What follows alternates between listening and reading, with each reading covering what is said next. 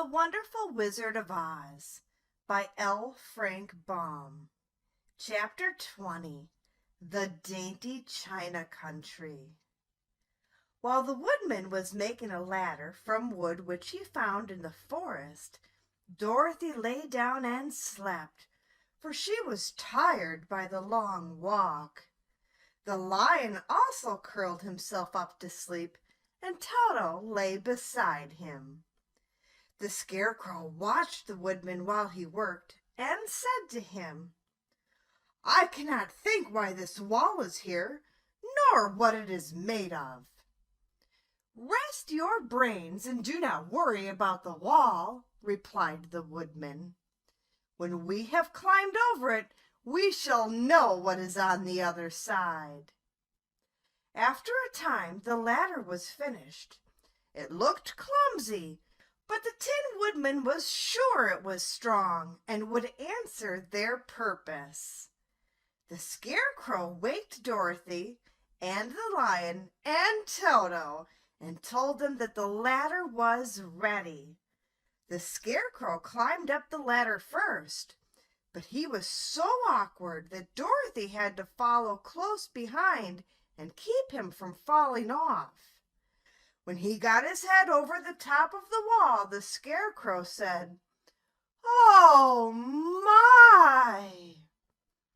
"Go on!" exclaimed Dorothy. So the Scarecrow climbed farther up and sat down on the top of the wall, and Dorothy put her head over and cried, "Oh, my!" just as the Scarecrow had done. Then Toto came up and immediately began to bark, but Dorothy made him be still. The lion climbed the ladder next, and the Tin Woodman came last, but both of them cried, "Oh, my!" as soon as they looked over the wall. When they were all sitting in a row on the top of the wall, they looked down and saw a strange sight. Before them was a great stretch of country having a floor as smooth and shining and white as the bottom of a big platter. Scattered around were many houses made entirely of china and painted in the brightest colors. These houses were quite small, the biggest of them reaching only as high as Dorothy's waist. There were also pretty little barns with china fences around them, and many cows and sheep and horses and pigs and chickens, all made of china, were standing about in groups. But the strangest of all were the people who lived in this queer country. There were milkmaids and shepherdesses with brightly colored bodices and golden spots all over their gowns, and princesses with most gorgeous frocks of silver and gold and purple, and shepherds dressed in knee breeches with pink and yellow and blue stripes down them, and golden buckles on their shoes, and princes with jeweled crowns upon their heads, wearing ermine robes and satin doublets, and funny clowns in ruffled gowns, with round red spots upon their cheeks, and tall pointed caps. And, strangest of all, these people were all made of china, even to their clothes, and were so small that the tallest of them was no higher than Dorothy's knee. No one did so much as look at the travelers at first, except one little purple china dog with an extra large head, which came to the wall and barked at them in a tiny voice, afterwards running away again. "How shall we get down?" asked Dorothy. They found the ladder so heavy they could not pull it up, so the Scarecrow fell off the wall and the others jumped down upon him so that the hard floor would not hurt their feet. Of course, they took great pains not to land on his head and get the pins in their feet. When all were safely down, they picked up the Scarecrow, whose body was quite flattened out, and patted his straw into shape again. "We must cross this strange place in order to get to the other side," said Dorothy, "for it would be unwise for us to go any other way except due south." They began walking through the country of the China people, and the first thing they came to was a China milkmaid milking a China cow. As they drew near, the cow suddenly gave a kick and kicked over the stool, the pail, and even the milkmaid herself, and all fell on the china ground with a great clatter. Dorothy was shocked to see that the cow had broken her leg off, and that the pail was lying in several small pieces, while the poor milkmaid had nicked her left elbow. "There!" cried the milkmaid angrily. "See what you have done? My cow has broken her leg, and I must take her to the mender's shop and have it glued on again. What do you mean by coming here and frightening my cow?" "I'm very sorry," returned Dorothy. "Please forgive us." But the pretty milkmaid was much too vexed to make any answer. She picked up the leg sulkily and led her cow away, the poor animal limping on 3 legs. As she left them, the milkmaid cast many reproachful glances over her shoulder at the clumsy strangers, holding her nick elbow close to her side. Dorothy was quite grieved at this mishap. "We must be very careful here," said the kind-hearted woodman, "or we may hurt these pretty little people so they will never get over it." A little farther on, Dorothy met a most beautifully dressed princess who stopped short as she saw the strangers and started to run away. Dorothy wanted to see more of the princess, so she ran after her.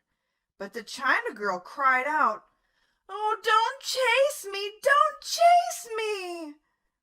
She had such a frightened little voice that Dorothy stopped and said, "Why not?" "Because," answered the princess, also stopping a safe distance away, "if I run, I may fall down and break myself." "But could you not be mended?" asked the girl. "Oh, yes, but one is never so pretty after being mended, you know," replied the princess. "I suppose not," said Dorothy.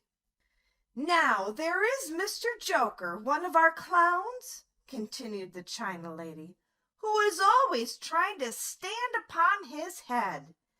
He has broken himself so often that he is mended in 100 places and doesn't look at all pretty. Here he comes now. You can see for yourself."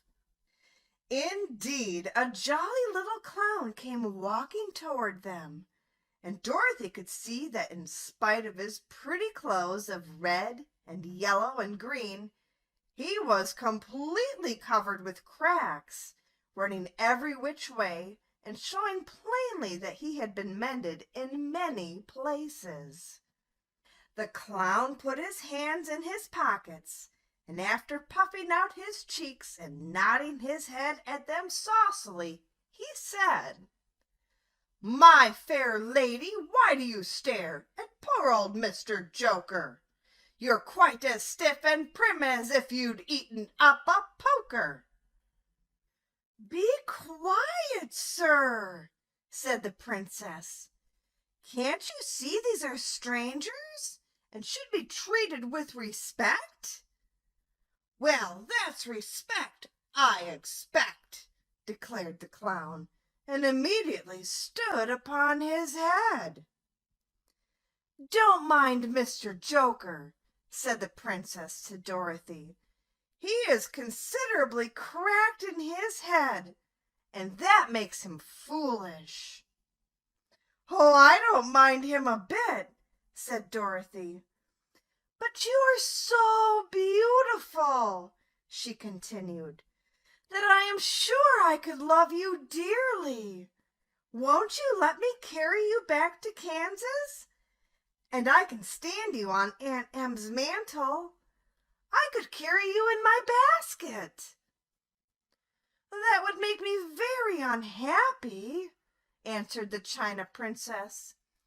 "You see, here in our country, we live contentedly and can talk and move around as we please. But whenever any of us are taken away, our joints at once stiffen, and we can only stand straight and look pretty. Of course, that is all that is expected of us when we are on mantles and cabinets and drawing-room tables. But our lives are so much pleasanter here in our own country." "I would not make you unhappy for all the world," exclaimed Dorothy. "So I'll just say goodbye." "Goodbye," replied the princess. They walked carefully through the China country.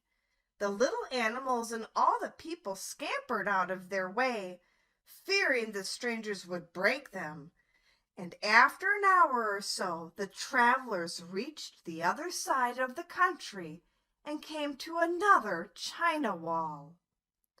It was not so high as the first, however, and by standing upon the lion's back, they all managed to scramble to the top. Then the lion gathered his legs under him and jumped on the wall. But just as he jumped, he upset a china church with his tail and smashed it all to pieces. "That was too bad," said Dorothy. "But really, I think we were lucky in not doing those little people more harm than breaking a cow's leg and a church. They're all so brittle." "They are indeed," said the Scarecrow, "and I am thankful I am made of straw and cannot be easily damaged. There are worse things in the world than being a scarecrow."